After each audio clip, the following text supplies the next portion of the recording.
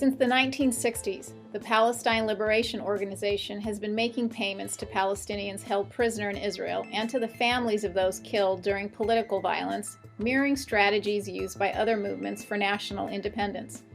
For decades, this social welfare system existed with no significant opposition, either from Israel or U.S. policymakers.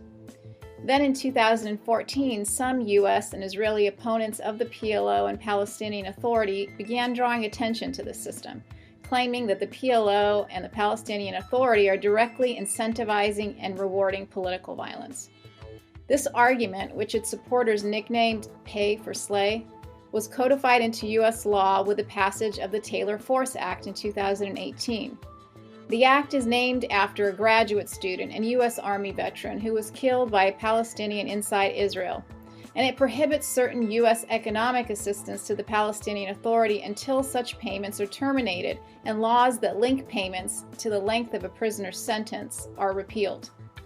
Palestinian prisoner payments mostly support the families of those imprisoned by Israel, some convicted of crimes by Israel, but many not even charged, with some families suffering home demolitions as part of Israel's collective punishment tactics. The payments are highly popular among Palestinians with near universal support according to public opinion polls. About 1 million Palestinians, including thousands of children, have been detained, leaving few families untouched.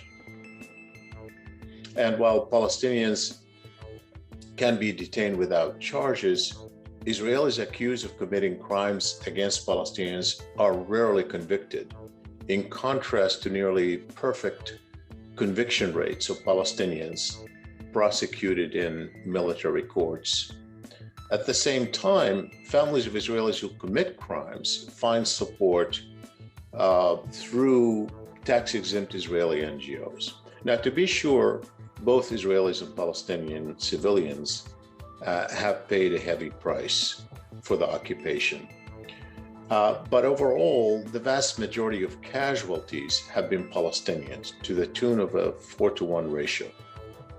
Notwithstanding the Taylor Force Act, the Biden administration can legally provide many kinds of aid to the Palestinians, including humanitarian aid, security assistance, funding to the UN Relief and Works Agency for Palestine Refugees, also known as UNRWA, and funding for specific programs exempted by the Taylor Force Act, including the East Jerusalem Hospital Network and wastewater projects.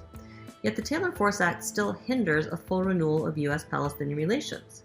Not only does it prevent the restarting of aid that directly benefits the PA, but it in effect makes it U.S. policy to view the PA and PLO as actively supporting terrorism against Israel. In so doing, the act is a powerful political weapon in the hands of those who seek to delegitimize Palestinians and the Palestinian cause, who want to undermine the restoration of good relations between the U.S. and the Palestinians, and who seek to block any kind of U.S. pressure on Israel to end the occupation and end violations of Palestinian rights. In this context, the PLO and the PA have indicated a readiness to make reforms to comply with the Taylor Force Act. But this won't be easy, given the strong support for the system among Palestinians, and also given the already mounting efforts by opponents of Palestinian aid to paint any reforms to the system as insufficient. Moreover, the ideal solution, a universal needs-based system, may be beyond the financial capacity of the PLO and PA without significant donor support, given that today fully half the Palestinian population is in need of humanitarian assistance.